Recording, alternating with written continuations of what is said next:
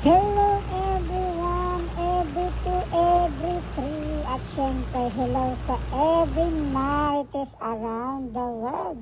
Ngayong araw ay magbabahagi tayo ng isang napakasarap at napakamasustansya na pagkain. Syempre, hindi lang masustansya kundi patok na patok pa sa bulsa. At sure ako na matutuwa ang budget nyo dahil sobra sa sarap at tipid na kahit ang mga bata na kasama nyo ay mag-e-enjoy sa pagkain nito. At syempre, yan ang ginisang upo with sotanghon. Kapag sinabi natin na upo, ito yung gulay na madalas nating makita sa likod bahay na nakalaylay ang bunga. Sana all nakalaylay.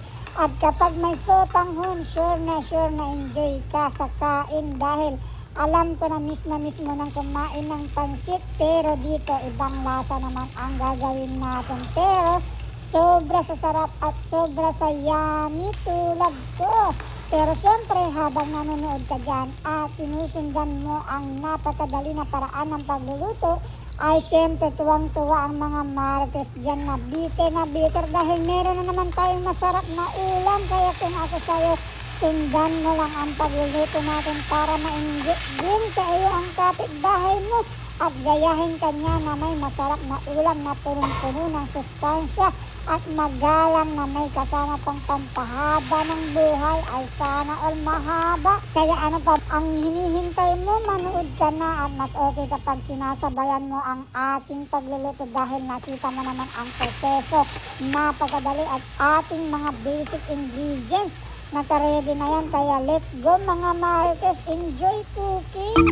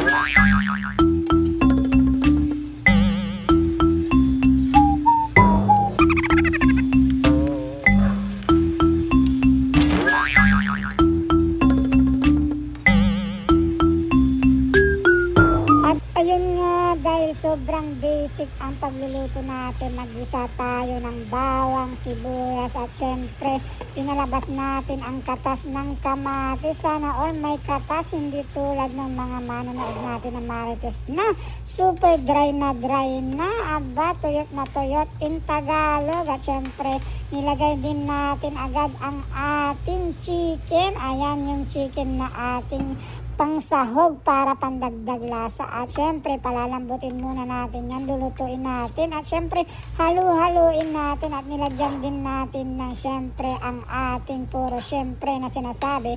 Nilagyan natin yan ng pampalasa na paminta at syempre nilagyan din natin ng ating pampalasa din na patis. Sana all may patis. Ayan syempre at yan hinihintay natin mga katropa na matuyo. Ay hindi natin kailangan hintayin na matuyo. Kailangan natin hintayin na maluto o lumambot ang chicken para mailagay na natin next ang ating main ingredients na upo o tinatawag nilang calabash or ang susunod din naman ay ang syempre yung ating pampasarap din na sotanghon.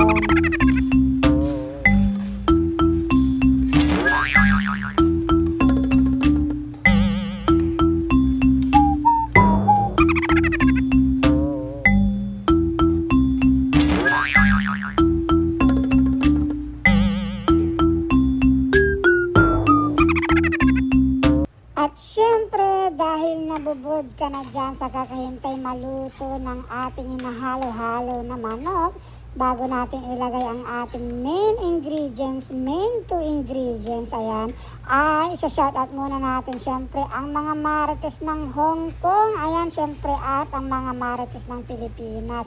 Syempre, nangunguna kapag sinabi mong marites ng Hong Kong, ang Disney princess na kanyang sinasabi, walang iba kundi ang pinakamarites ng Hong Kong, na dry at tuyot na membro ng Team 69ers, walang iba kundi ang leader ng mga marites na si Marites Perky F. Syempre, kapag sinabi mong Marites Perky F, sumusunod lagi dyan si Little Flap na habang nagdadrive at nagtutur sa daan ay nakikimarites din. At syempre, kasama niya rin lagi itong si Eric Kids Story na hindi pala sigaw sa kanyang mga sinasabi at na kapag nagsasalita. Syempre, nandyan din lagi si Viva Mascarados na tuyot na rin yata at dry na dry. At syempre, kapag sinabi natin Viva Mascarados, nandyan ang kanyang mga amiga, walang iba kundi si Ate Josepina Adami 18 na super dry at super tuyot na. Aba, nalipasan na ng panahon pero umaasa pa rin na sana madiligan. At syempre, nandyan din ang kanyang amiga, ayan, na nabawasan na ang ngipin kakamarites sa Hong Kong, walang iba kundi si Ate Leti Pio Channel. At syempre, ang mga team kapamilya na sobra sa pagiging marites at sobra sa pagiging bingo warrior, ayan, mga sugarol na dyan, walang iba ang mga team kapamilya, ayan, laging nandyan at present. Kung sino sila, aba, tingnan natin kung sino ba yung mga nandyan. Nandyan si Nilia Mix TV, nandyan din si Marjo Mix TV, si GT Vlog, at syempre si Pele Rose, andyan din si Norbans, at syempre nandyan din si Jo Michelle. Ayan yung mga marites na laging nakaantabay sa mga bingguhan. Pero parang magkakamag-anak yata itong mga bingo warriors, nabubulol tayo, bingo warriors ng mga team kapamilya, dahil mga channel nila ay puro may mix TV. Aba, sana all nagmi-mix at syempre parang nagmi-mix o naghahalo-halo ang team kapamilya ng malaking kawali na may mainit sabay tusok ng syempre karayom sa manika. Aba, kaya mag-ingat tayo dyan. Ayan, syempre nandyan din naman ginakaantabay ang mga team Manwit. Yan, syempre nandyan si Dibris Dabab, ayan, kasama niya lagi si Rizkiao, ayan, na laging nagtutur, ayan, window shopping, pero ang bagsak ay kainan. Ayan, kitang-kita naman sa katawan. At syempre, nandyan din naman lagi ang mga dry, at hindi lang dry, kundi may backpack na arenola, walang iba kundi si The Survivor Grandma at si Ate Mabuhay 0808 Vlog na malapit nang ma-visit din sa atin. Ayan ako.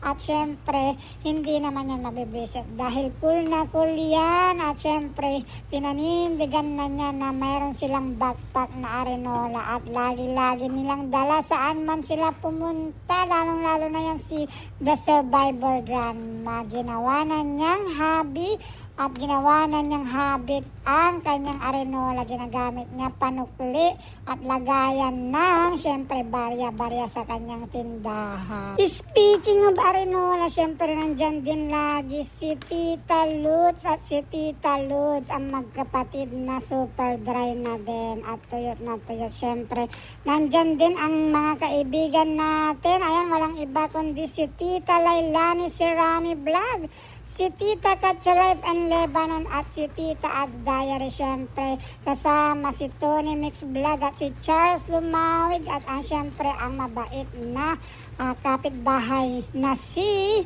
Ate Lingray Official at syempre si Ate Lori ko at si Pare Koy Official TV. Ayan, ang mga kaibigan natin na mababait. At syempre nandyan din naman ang Dapuyaters na mahilig sa bembang dahil hindi nakabembang. At syempre dry na din, nangunguna lagi yan si Kuya Royce natuyot na at malapit nang mag-uwi at for good ay hindi na siya magiging dry. At syempre kasama niya si Idol Mel TV, ayan, kasama niya lagi yan, pati si Chef Loy, si Admin Bornable Vlog at syempre ang mga tatlong bibi na dry kasama ang dalawa na Ninang at syempre si Kaskasirang Mami at si Ninang Ellen Kiss Vlog. Kasama rin niya ang tatlong bibi na binanggit natin kanina, si Mercy Bimbang Kitchenette at si Jeans Dry at si Laila Umar Jotay. Ayan yung mga dry at kailangan ng bembang na Team Puyaters. At syempre, nandyan din naman ang Team Tris Renel. Ayan si Renel Santos Bembang, ang kamag-anak ni Mercy Bembang na walang bembang at super dry, naghahanap ng jowa. At syempre laging, kaya sa mga naghahanap dyan ng jowa, aba, hanapin nyo na at i-add nyo na ang channel ng mga Team Marites. Ayan yung mga Marites na yan, dahil bukod sa dry na dry sila at tuyot na tuyot at syempre nag-aasam din na madiligan. Ayan, mamili na kayo kahit anong team ka pa, basta dry at tuyot ka, pasok na pasok ka, pwede kang mamili sa kanila. Ayan, syempre dahil ito na nga, luto na ang ating ulam at kitang-kita mo na napakasarap, kaya ito iindak muna tayo muli sa ating pa-music.